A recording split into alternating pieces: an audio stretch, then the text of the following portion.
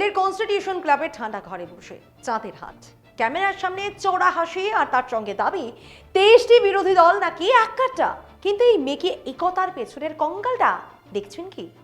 একদিকে যখন একতার ফটো সেশন চলছে, ঠিক তখনই বাংলার বুক থেকে দিল্লির সংসদ ভবন, তৃণমূলের পায়ের তলার মাটি নাকি খসে পড়ছে। কোথাও ডিএমকের বয়কট, কোথাও বামেদের ক্ষোভ, কোথাও আবার নীতিশ কুমারের মতো শেষ মুহূর্তে পিঠে ছুরি মারার ছক। ইতিহাস সাক্ষী, বিরোধীরা একজোট হলে দিল্লির মস্তক কাঁপানো কোনো ব্যাপারই নয়। 1967, 1977 কিংবা 1989, 2024-এর পরিসংখ্যান তার প্রমাণ। কিন্তু আজকের এই তথাকথিত ইন্ডিয়া জোটের আঞ্চলিক ছত্রপতিরা কি আদৌ আখের গোছানো বন্ধ করবেন, নাকি অহংকারের এই সার্কাস চালাতে গিয়ে 2029 সালের মধ্যে অর্ধেক নেতা জেলে যাবেন আর অর্ধেকের দল তাসের ঘরের মতো ভেঙে চুরমার হবে? এই বৈঠকটি সত্যি কোনো বিকল্পের জন্ম দিচ্ছে, নাকি এটা স্রেফ এক চরম দেউলিয়া রাজনীতির লোক দেখানো, মুখ দেখানো উৎসব? ময়দানে যুদ্ধের আড়ালে কি চলছে তাই নিয়েই আজ নির্মম ব্যবচ্ছেদ করব। নমস্কার, আমি স্নেহা মুখার্জি আর দৈনিক সংবাদ অনলাইনে আপনারা দেখছেন খবরের পেছনের খবর। একটা প্রশ্ন দিয়ে শুরু করি। ইন্ডিয়া জোট কি এখন শুধুই একটা রাজনৈতিক বাধ্যবাধকতার নাম? এই ধরনের শুষ্কং কাষ্টং বৈঠক কি আদৌ বিরোধী রাজনীতিতে কোনো অক্সিজেন যোগাতে পারবে? সোনিয়া গান্ধী, রাহুল গান্ধী, অখিলেশ যাদব থেকে শুরু করে মমতা বন্দ্যোপাধ্যায় সবাই এক ছাদের নিচে দাবি করা হচ্ছে 23টি দল নাকি এক কাট্টা। কিন্তু এই আপাত একতার পেছনের তিক্ত সত্যটা লুকিয়ে রাখা যাচ্ছে না। একদিকে যখন বৈঠক চলছে, ঠিক তখনই তামিলনাড়ুতে ডিএমকে সরাসরি কংগ্রেসের বিরুদ্ধে বিশ্বাসঘাতকতার অভিযোগ তুলে বয়কট করছে। কেরালায় বামপন্থীরা কংগ্রেসের উপর ক্ষোভে ফুটছে, আর ঝাড়খণ্ডে জেএমএম চলছে নিজের সুরে। তাহলে প্রশ্নটা খুব স্বাভাবিক, এই জোট কি দেশকে নতুন কোনো বিকল্প দেবে, নাকি পিঠ দেওয়ালে ঠেকে যাওয়ার পর স্রেফ নিজেদের অস্তিত্ব বাঁচানোর শেষ মরিয়া চেষ্টা? ভেতরে ভেতরে যে জোট জর্জরে হয়ে গেছে তা কি 2029 সালের লোকসভা নির্বাচনে কোনো বড় অঘটন ঘটাতে পারবে? আমাদের দেশের বিরোধী রাজনীতির একটা মস্ত বড় রোগ আছে, মতিভ্রম। এখানকার আঞ্চলিক নেতাদের একটা বড় অংশের অহংকার আকাশ ছোঁয়া। তারা ভাবেন আমার চেয়ে বড় নেতা আর কে আছে। কিন্তু গতকালের বৈঠকের ট্র্যাজেডি হলো এই অহংকারী মিথ্যেটা একদম ভেঙে গেছে। সবচেয়ে বড় উদাহরণ পশ্চিমবঙ্গ। বিধানসভা নির্বাচনে ধাক্কা খাওয়ার পর তৃণমূল কংগ্রেসের অবস্থা আজ কোথায় দাঁড়িয়ে? দলের সুপ্রিমো যখন দিল্লিতে জোটের বৈঠকে ফটো সেশন করছেন, ঠিক সেই মুহূর্তে তার দলের অর্ধেকের বেশি সাংসদ দিল্লিরই অন্য প্রান্তে কেন্দ্রীয় মন্ত্রীর ঘরে গোপন বৈঠক করছেন। রাজনৈতিক অনিন্দের জোর খবর, পশ্চিমবঙ্গে তৃণমূলের পরিষদীয় দলে যেভাবে ভাঙন ধরেছে, ঠিক একইভাবে হয়তো 24 থেকে 48 ঘন্টার মধ্যে তাদের সংসদীয় দলও ভেঙে চুরমার হতে চলেছে। এই নিয়ে আমরা আজ কয়েকটি ভিডিওতে কথা বলবো। বৈঠক চলছে, কিন্তু ছত্রপতিদের পিছুলে সরে যাচ্ছে অরবিন্দ কেজরিওয়ালের আপ পার্টির কথাই ধরা যাক। গতবার যখন ইন্ডিয়া জোট তৈরি হয়েছিল, তখন সঞ্জয় সিংদের উত্তেজনার কথা মনে আছে? আজ সেই কেজরিওয়াল বৈঠকেই নেই। কেন? কারণ দিল্লির নির্বাচনে ক্ষমতা হারানোর পর তার রাজ্যসভার 10 জন সাংসদের মধ্যে 7 জনই এখন পদ্ম শিবিরে যোগ দিয়েছেন। একই হাল দক্ষিণের ছত্রপতি এম.কে. স্টালিনের, যিনি বুক ঠুকে বলতেন একাই মোদী শাহকে দেখে নেবেন। ফল কি হলো?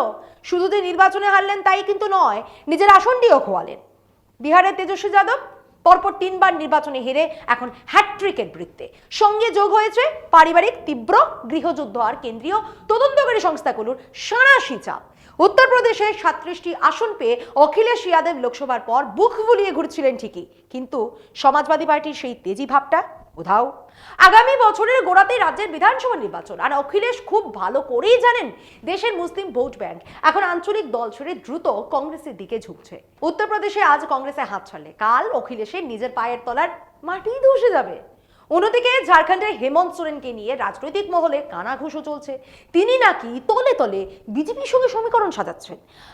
হাতে থাকলো জম্মু কাশ্মীরের ওমর আবদুল্লাহ, তার সরকার থাকা আর না থাকা সমান। খোদ মুখ্যমন্ত্রীকে যেভাবে পাঁচিল টপকে শোক প্রকাশ বা ধন্যবাদ জানাতে যেতে দেখা গেছে, তাতে স্পষ্ট ভূস্বর্গে ক্ষমতার হ্রাস কার হাতে। তাহলে এই ইন্ডিয়া জোটের ভেতরের রসায়নটা আসলে কি? বাস্তব এটাই যে সমস্ত আঞ্চলিক দল যখন নিজেদের দুর্গে ধরাশায়ী, তখন এই জোটে কংগ্রেসের পাল্লাই সবচেয়ে ভারী। হ্যাঁ, কংগ্রেস অসমে হেরেছে, বাংলায় তাদের কোনো অস্তিত্ব নেই, সেটা সত্যি। কিন্তু তামিলনাড়ুতে ডিএমকের ভরাডুবির পর তারা সুকৌশলে জয়ী শিবিরের দিকে কিন্তু ঝুঁকছে। 5 জনের মধ্যে 2 জন মন্ত্রী পদ পেয়েছে, রাজ্যসভার আসন নিশ্চিত করেছে, কেরালায় সরকার গড়েছে, কর্ণাটকে ক্ষমতা ধরে রেখেছে। সহজ কথায় যে আঞ্চলিক নেতারা এতদিন কংগ্রেসকে অদ্ভুত বা দুর্বল ভাবছিলেন, আজ তারাই নিজের অস্তিত্ব টেকাতে কংগ্রেসের সামনে অদৃশ্য সাষ্টাঙ্গে প্রণিপাত করেছেন। জোটের মঞ্চে এই একতার হাসি আসলে ভেতরের চরম অসহায়তারই বিজ্ঞাপন। পরিসংখ্যান বড় নিষ্ঠুর জিনিস, জানেন তো, আর রাজনীতিতে তা আরো বেশি নির্মম। চোখ খুলে বাস্তবটা দেখুন। ইন্ডিয়া জোটে আজ যদি কেউ বুক ফুলিয়ে কথা বলতে পারে তবে সে একমাত্র কংগ্রেস। বিজেপি বিরোধী লড়াইয়ে সর্বভারতীয় স্তরে একমাত্র তাদের কর্মীরাই আজ নিট বা সিবিএসইর মতো মানুষের দৈনন্দিন ইস্যুতে রাস্তায় নেমে লড়ছেন। একটু ফ্ল্যাশব্যাকে চলুন। 2024-এর লোকসভা নির্বাচনে এই দলগুলোই যখন বিজেপিকে 240 আসনে নামিয়ে এনেছিল, তখন যদি এরা এক সুরে কথা বলতো, স্বার্থপরের মতো জোট না ভেঙে একে অপরের পিছে ছুরি না মারতো, তবে আজ দেশের চিত্রটা অন্য হতো। আজ হয়তো দিল্লির নির্বাচনে কেজরিওয়াল বা পশ্চিমবঙ্গের বিধানসভায় মমতা বন্দ্যোপাধ্যায়কে এই বিপর্যয়ের মুখে পড়তেই হতো না। হিসেবটা খুব সোজা। দিল্লিতে কেজরিওয়াল আর বাংলায় মমতা বন্দ্যোপাধ্যায় যদি অহংকার ভুলে কংগ্রেসের সঙ্গে জোটের অঙ্কে যেতেন, তবে স্রেফ প্রাপ্ত ভোটের হার মেলালেই দেখা যেত তারা মোদী শাহের অঙ্কের চেয়ে ওজনে এগিয়ে থাকতেন। কিন্তু আঞ্চলিক দাদাগিরি দেখাতে গিয়ে আপ ও তৃণমূল আজ দুজনেই খাদের কিনারায়। 2029 সালের লড়াইটা কিন্তু এখনো হাতছাড়া হয়নি। যদি এই নেতাদের মগজে এতটুকু বুদ্ধি অবশিষ্ট থাকে না, তবে তার জন্য স্রেফ ফটো সেশন করলে চলবে না। তিনি নির্দিষ্ট শর্তে কাজ করতে হবে। কি কি শর্ত? নাম্বার 1, প্রাতিষ্ঠানিক পরিকাঠামো, সুনির্দিষ্ট সাংগঠনিক কাঠামো তৈরি করতে হবে। নাম্বার 2, অভিন্ন কর্মসূচির মানে কমন এজেন্ডা, দেশের মানুষের জন্য একটা স্পষ্ট এজেন্ডা চাই। নাম্বার 3, একমুখী বার্তা। রাহুল গান্ধী দিল্লিতে যা বলবেন, শরদ পাওয়ার মুম্বাইয়ে বা উদ্ধব ঠাকরে কোঙ্কনে বসেও এই কথাই বলবেন। অখিলেশ বা তেজস্বী সুর আলাদা হলে চলবে না। এক মঞ্চ থেকে একে অপরকে আক্রমণ করার এই সার্কাস বন্ধ না হলে এই জোট 2024-এর মতোই অপ্রাসঙ্গিক থেকে যাবে। আঞ্চলিক দলগুলোকে একটা কঠিন সত্য বুঝতে হবে, এখন আর বাজবিছাড়ের সময় নেই। এক কাটা থাকলে তবেই দল বাঁচবে।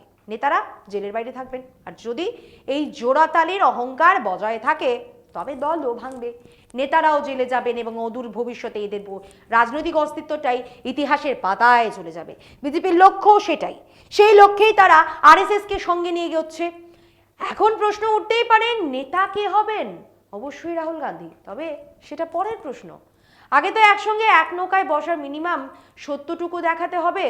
আগে তো বাঁচুন, বাঁচলে তবেই না রাজার মুকুট পরবেন। একত্রিত থাকলে বাঁচবো, না হলে একসঙ্গে মরবো। বিরোধীদের সামনে এর বাইরে আর কোনো ফর্মুলা নেই। 2014 সালের পর থেকে বিজেপি কংগ্রেসকে রাজনৈতিক মানচিত্র থেকে মুছে ফেলার কম চেষ্টা করেনি, কিন্তু তবুও আজকের তারিখে কংগ্রেস একা 4টি রাজ্যে পূর্ণ শক্তিতে ক্ষমতায় রয়েছে: কেরল, কর্ণাটক, তেলেঙ্গানা এবং হিমাচল প্রদেশ। এর বাইরে জম্মু কাশ্মীর, ঝাড়খণ্ড এবং তামিলনাড়ু, এই 3 রাজ্যে তারা শাসক জোটের অন্যতম প্রধান অংশীদার। অর্থাৎ দেশের 7টি রাজ্যে কংগ্রেসের অবস্থান অত্যন্ত মজবুত। তার উপর মধ্যপ্রদেশ, রাজস্থান, গুজরাট, হরিয়ানা এবং পাঞ্জাব, এই 5 রাজ্যে আজ বিপর্যয়ের মধ্যে কংগ্রেস 35 থেকে 40% ভোট ব্যাংক পকেটে নিয়ে বসে আছে।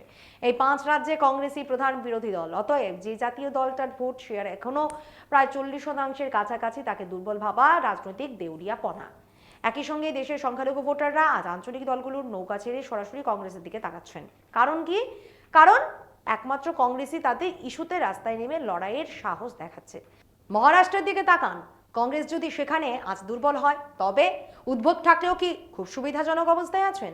শরদ পাওয়ারের দলের তো অস্তিত্বই প্রায় শেষ। বিহারেও পেছনে কংগ্রেস, না থাকলে তেজস্বী যাদব ব্যাকফুটে।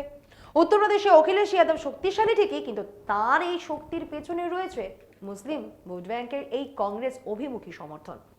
অতএব একলা চলরে মনোভাব আর নয়, একজোট হলে তবেই তো শক্তি। না হলে তাস খেলবার পর যেভাবে তাসের পাতাগুলো এলোমেলো ছড়িয়ে পড়ে, এই দলগুলো সেভাবে স্রেফ ইতিহাসের আস্থা করে হারিয়ে যাবে। 2029 সালের মধ্যে যদি এরা এক ছাতার তলায় এসে একটি সুনির্দিষ্ট সংগঠন এবং অভিন্ন এজেন্ডা তৈরি করতে না পারে, তবে ডায়েরিতে লিখে রাখুন, এই তথাকথিত নেতাদের অর্ধেক থাকবেন জেলে আর বাকি অর্ধেক থাকবেন ভাঙা দলের ভাঙা ঘরে। কিন্তু ট্র্যাজেডিটা কোথায় জানেন? রাহুল গান্ধী যে বড় ইস্যুগুলো নিয়ে ময়দানে নামলেন, যেমন আদানি গোষ্ঠী বা কর্পোরেট একচেটিয়া পুঁজি, সেখানে কিন্তু এই আঞ্চলিক নেতাদের সাপ লুডো খেলা বন্ধ হয় না। সংসদে অখিলেশ যাদবকে দেখা যায় মোদীজির সঙ্গে বন্ধুত্বপূর্ণ সৌজন্য বিনিময় করতে। মমতা বন্দ্যোপাধ্যায়, হেমন্ত সোরেন বা শরদ পাওয়ারকেও আদানি ইস্যুতে কৌশলী নীরবতা পালন করতে দেখা যায়।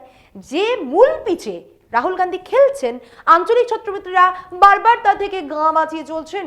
ঘরের শত্রুরা যদি এইভাবে তলে তলে পিঠ বাঁচানোর চেষ্টা করে, তবে এই মেকি জোট দিয়ে আর যাই হোক দিল্লির মসনদে একটা আঁচড় কাটাও যাবে না। বাস্তবতা হলো এই আঞ্চলিক দলগুলোর সামনে এখন আর কোনো অপশন খোলা নেই। তারা যদি ঘরের কোণে বসে এই খোয়াব দেখে যে বিজেপি তাদের প্রতি নরম হবে, তবে তারা মূর্খের স্বর্গে বাস করছে। তো পশ্চিমবঙ্গের দিকে তাকান না, কেন সেখানে বিজেপি মমতার দলকে সম্পূর্ণ মুছে ফেলতে আধা জল খেয়ে মাঠে নেমেছে? তাহলে বাঁচার পথটা কি?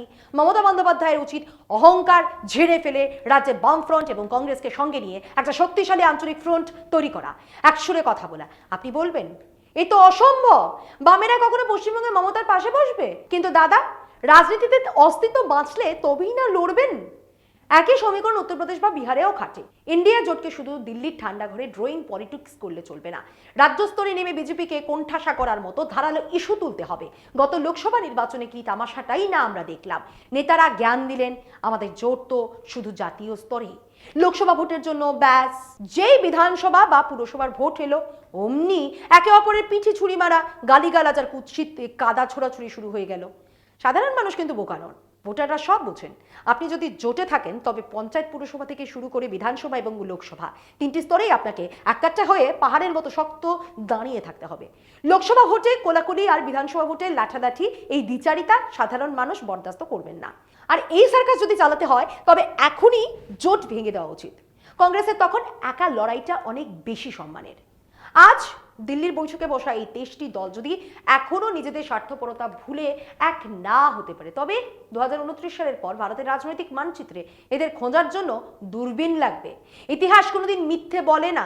ভারতের রাজনীতির খেরর খাতাটা উল্টে দেখলেই একটা ধ্রুব সত্য পরিষ্কার হয়ে যাবে। যখনই এই দেশের বিরোধী শিবির একজোট হয়েছে, দিল্লির মসনদ কেঁপে উঠেছে। 1967 সালের জোটবদ্ধতা মনে আছে তো?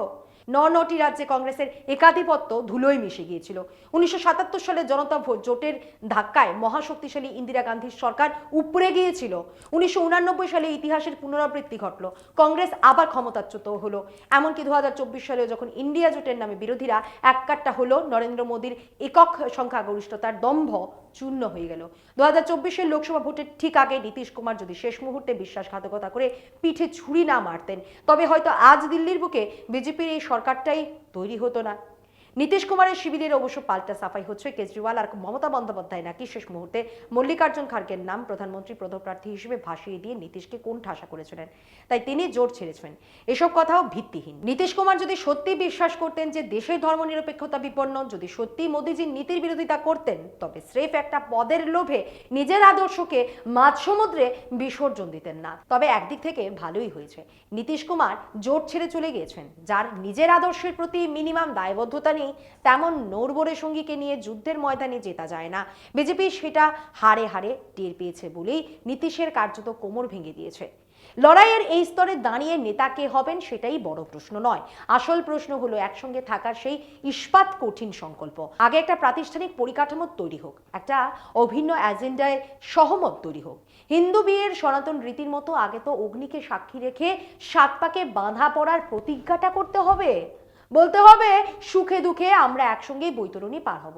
নেতাকে সেটা লড়াইয়ের মাঠ থেকে উঠে আসবে, পাত্রকে আর পাত্রীকে তা পরে ঠিক করা যাবে। আগে তো দুই পরিবারের মন মেলা দরকার। সবশেষে বলবো, দিল্লির ক্ষমতার অলিন্দে হাত মেলানো আর ক্যামেরার সামনে হাসি মুখে পোজ দেওয়া সহজ, কিন্তু ইতিহাসের মুখোমুখি দাঁড়িয়ে সত্যকে আড়াল করা কঠিন। আজ সমস্ত মেকি আড়ম্বর ঝেড়ে ফেলে রাজনীতির এই ক্রান্তির লগ্নে আমাদের সামনে দুটো অত্যন্ত কঠিন প্রশ্ন এসে দাঁড়িয়েছে। প্রথম প্রশ্ন থেকে চোখ রাখবো, এই আঞ্চলিক দলগুলো কি সত্যি দেশের গণতন্ত্র আর ধর্মনিরপেক্ষতা বাঁচাতে লড়াই করছে, নাকি আড়ালে নিজেদের ক্ষয়ে যাওয়া জমি, কোটি কোটি টাকার তছরূপের কেলেঙ্কারি আর কেন্দ্রীয় এজেন্সির হাত থেকে স্রেফ নিজেদের পিঠ বাঁচাতে ইন্ডিয়া জোটের এই জোড়াতালির আস্তানা খুঁজে নিয়েছে?